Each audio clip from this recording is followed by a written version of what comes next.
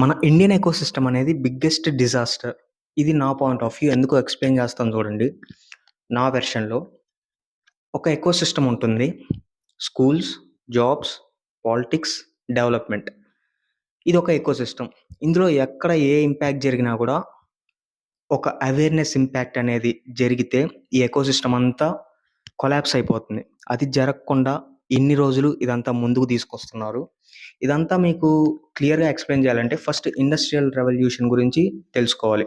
ఆ టైంలో ఏమైంది? ఇండస్ట్రియల్ రెవల్యూషన్ జరిగేటప్పుడు ఏమైందంటే specific at that particular of time job చేసేదానికి మనుషుల్ని తయారు చేయాలి. అందుకే స్కూల్స్ అనే ఎకోసిస్టమ్‌ని బిల్డ్ చేశారు. స్కూల్స్‌లో ఏం నేర్పిస్తారు? ఒక సిలబస్ ఫ్రేమ్ చేసిన సిలబస్ అనేది నేర్పిస్తారు. ఇంకా ఎక్స్‌ట్రాగా ఏమన్నా నేర్పిస్తారా? లైఫ్ గురించి ఏమన్నా నేర్పిస్తారా? ఫైనాన్సెస్ గురించి ఏమన్నా నేర్పిస్తారా? ఇంకా లైఫ్‌లో మనము ముందుకు వెళ్ళడానికి, మనం గ్రో అవ్వడానికి ఏమన్నా పాయింట్ ఆఫ్ వ్యూస్ లేదంటే అవేర్‌నెస్ ఇలాంటివి ఏమైనా నేర్పిస్తారా? ఏమీ నేర్పించరు. స్కూల్స్‌లో, కాలేజెస్‌లో ఏం నేర్పిస్తారంటే ఒక సిలబస్ నేర్పిస్తారు. జాబ్‌కి ఎలా ప్రిపేర్డ్‌గా ఉండాలి, ఇంటర్వ్యూస్ ఎలా క్లియర్ చేయాలనేటివి నేర్పిస్తారు.